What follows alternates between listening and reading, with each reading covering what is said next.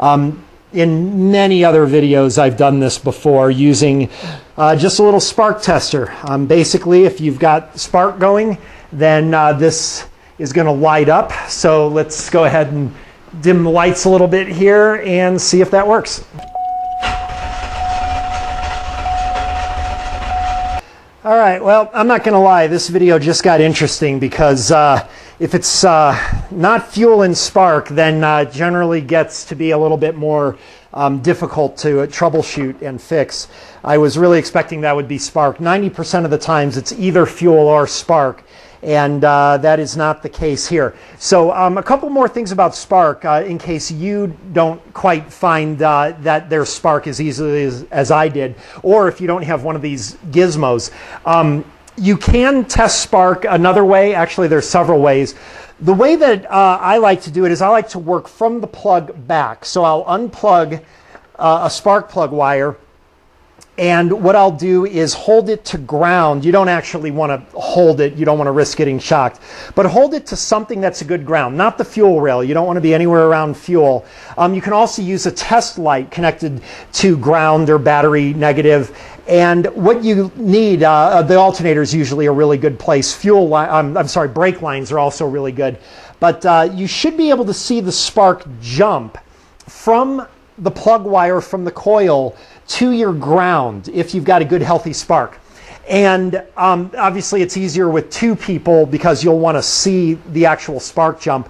I may go ahead and just do this just to see if this actually works, just for the camera. So let me dim the lights and let's just try that.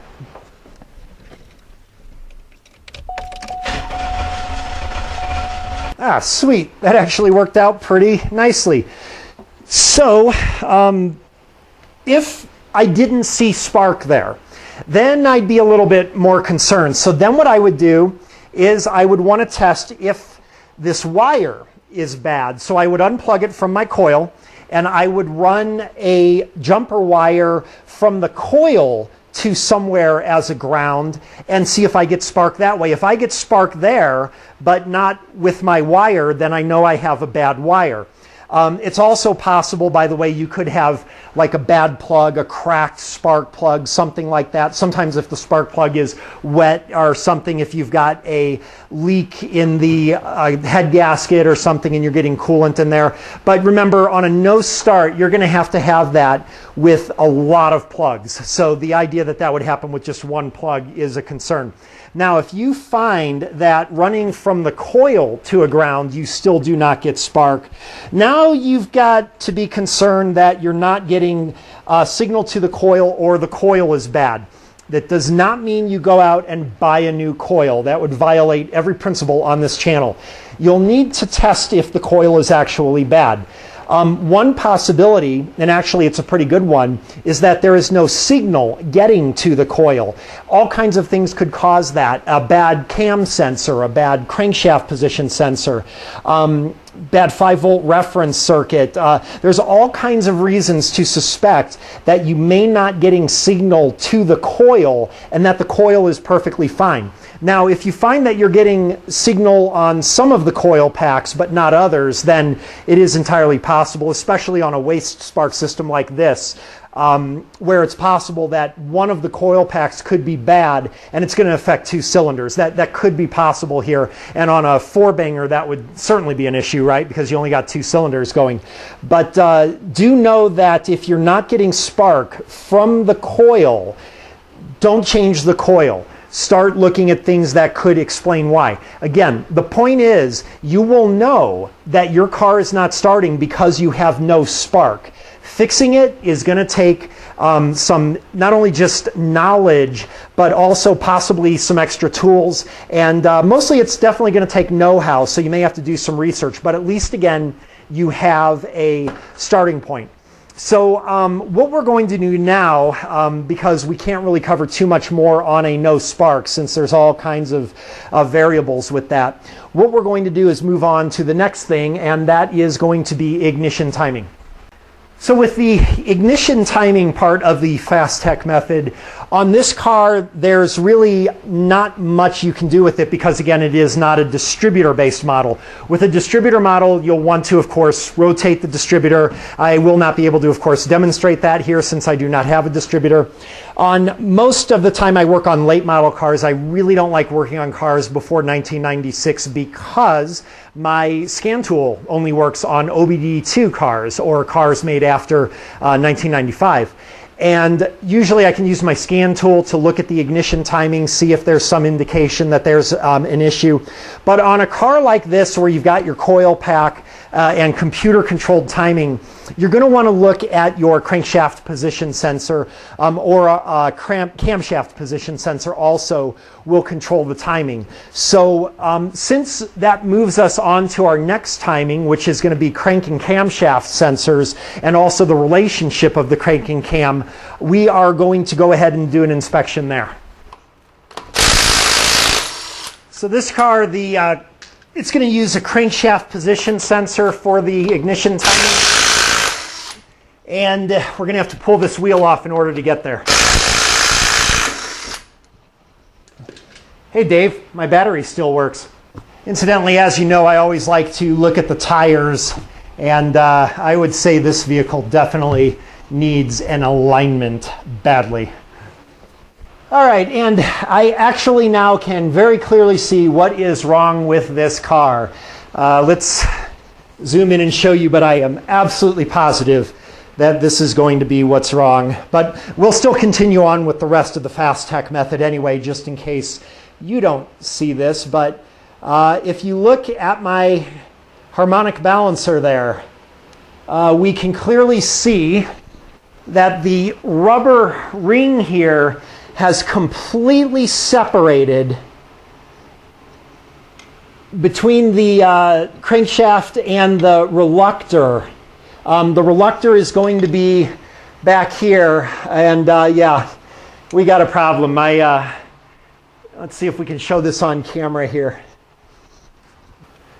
Here, maybe we can look conveniently through this gaping hole here, and we can see here that this reluctor for the crank position sensor spins independent of the harmonic balancer because the rubber is broken all the way around. So it does lock in a position there, but that position is going to be way, way off time. So that is actually going to be the problem. We are going to have an ignition timing problem as the cause for this. Now we still have spark. Actually, let's go to the dry erase board of knowledge and explain why we still had spark with this, but why the car won't start. Oh, and by the way, one real quick point that I forgot, because this car certainly doesn't have one and doesn't need it, I don't believe. Another really common reason for no fuel or no spark, alarm systems. Very often no spark for an alarm system, and also no fuel is common too. On a GM passkey system, for example, the security actually shuts down the fuel system. And as a matter of fact, if you ever do something like you change the engine computer, there is a specific method that you have to do where you try to start the car, you leave the key on for 15 minutes, I think it is, and then after 15 minutes you turn it off and start it. And that's to reset the passkey security system when you put a new computer in the vehicle, because the security system otherwise is going to shut off fuel. Another thing about fuel is a safety shutoff on a lot of vehicles. If there is a collision with the vehicle, there's going to be an inertia switch. It's usually located somewhere, maybe under the glove box or in the back seat or something like that, maybe in the trunk. But the inertia switch, if you are not getting any fuel pump activity, that's something that you may want to check to make sure that the inertia switch hasn't been hit. So I should have mentioned those earlier. But right now we're pretty happy because we have an ignition timing problem. So let's talk about that real quick, because we're going to fix this car real quick, and then we'll continue down the line here. But what's happening is we've got that crankshaft here, and then behind the crankshaft is a reluctor wheel, and then we've got a crankshaft position sensor here. And what it does is it's going to have like a magnet or something. Different models have different things. And when that magnet passes by, that is going to be detected by this crankshaft position sensor. It knows then when to fire the spark plug for that particular location. And what is happening is this reluctor wheel spins freely of the crankshaft. So while maybe this magnet should be in this position, it's actually now maybe in that position. So we're not getting spark fire nearly on time near top dead center. So that's why we have spark, but and also fuel, but we have no firing because we're firing the spark plugs way off time. As a matter of fact, it's interesting that we're not getting like backfiring or something like that. But that just happens to be the position where that reluctor wheel is. So we have to replace that harmonic balancer in order to fix the car. And as a matter of fact, I'm going to go ahead and prove that by temporarily lining this up properly and fixing it into position, and I'll bet the car starts. So let's go ahead and do that. That way we get our fix. And then I want to talk about the rest of the FASTTEC method with the crank cam timing, exhaust, and compression. We don't actually even have to show anything with those, but I'll just tell you how you would check those just in case you came this far and still haven't solved your problem yet. And looking back on it, that's probably why there's such a ratty sound with the engine when it was starting, because this thing was flopping around. But as long as our crankshaft position sensor isn't damaged, then I think we're going to be okay. So what I'm going to do is I'm going to try to line this up where it should be based on the torn rubber. And I think it should be around there. And then what I'm going to do is fix that reluctor wheel by running this bolt through the crankshaft here. And I am only going to run this very briefly because this is going to make a lot of noise. But I want to get that reluctor wheel to go with the crankshaft this time. All right, I'm going to go ahead just for a second, and the car is going to start, but I don't want to run it too long because it's going to be rather noisy. So let's just go ahead and get our repair here. There we go. All right, so new harmonic balancer is going to fix this car, and we'll probably go ahead and get a new crankshaft position sensor just in case, since it's been banged around quite a bit. But that takes care of our ignition timing. So we just got a couple other things that I guess I'll just talk about, and then we'll end this video. Your other one is your timing with your crank and camshaft. There are ways you can do this with a scan tool. Again, had I not found a problem with that sensor, which, by the way, I should talk about, I forgot. What you'll want to do is unplug the sensor and then use your voltmeter. Some of them are going to output a voltage and some of them are going to output like a continuity. You'll have to look and do the research on your model how yours is going to work. But you'll want to use a DVOM, or if you have a scope or something like that, that would be really nice. I do not. But you'll want to tap directly into that sensor and make sure you're getting signal from that sensor. If you are not, then the sensor is bad. Very seldom do I find bad sensors, but that takes care of your timing. For your other timing, for your crank and cam, really the best way to do that, there's a couple of ways that I use. The easiest way is to just remove a timing cover, set your engine to top dead center compression, piston number 1. I think I have a rod knock video or some other videos that show how to bring an engine to top dead center. Hopefully you know how to do that if you're watching this. If you don't, then that's all right. This is a beginner video, but for you advanced guys, just bring your engine to top dead center compression number 1. Take off the timing cover and make sure that your marks for your camshaft are lined up with the marks on the housing or wherever the marks would be. So that's the easiest way to do it. And I have definitely seen where jumped timing belts, they haven't caused a no start condition, but they definitely caused some very severe drivability issues. I think you probably have to jump a couple of teeth on a timing belt before you got a no start. That's one way. There's another kind of indirect method that I'll use, and that goes along with my compression test.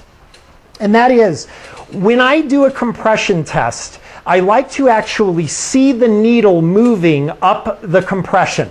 And what you should get is, if you get to spec with your compression, it should happen within 7 strokes or 7 pumps of the needle.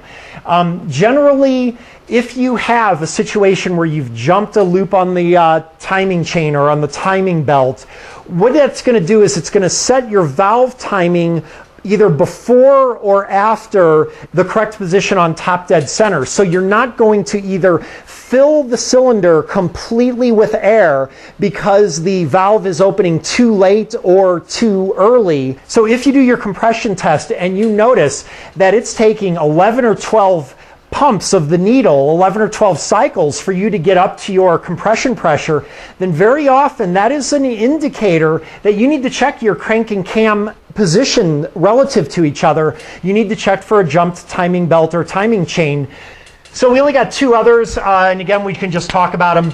Exhaust, you can generally rule out. Exhaust very seldom causes a no start condition, but what a plugged exhaust or a plugged catalytic converter will cause is a lot of times the engine will start but then die immediately. One of the things I'll look for if that happens is a plugged exhaust. I have a video that shows how to do back pressure testing on a plugged exhaust. It is called low engine power exhaust back pressure testing, something like that. But it goes into detail how to test for an exhaust leak as well as some other things. A plugged exhaust.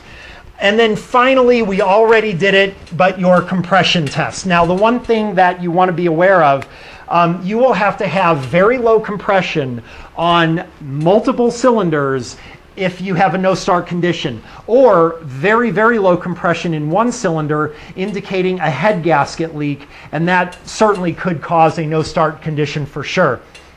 The other thing about a compression test, if you have absolutely 0 compression, none at all, or you're starting the car and you just hear the starter just freewheeling, well, in that case, you probably have a broken timing belt. And the broken timing belt, you're just spinning the crank, but you're not spinning the camshaft, so you're not getting compression. So those are things to check. Let's go over real quick, if you guys are still interested, on doing the no crank, no start. And I'll just show you some real quick ways to diagnose, and then we'll close out the video.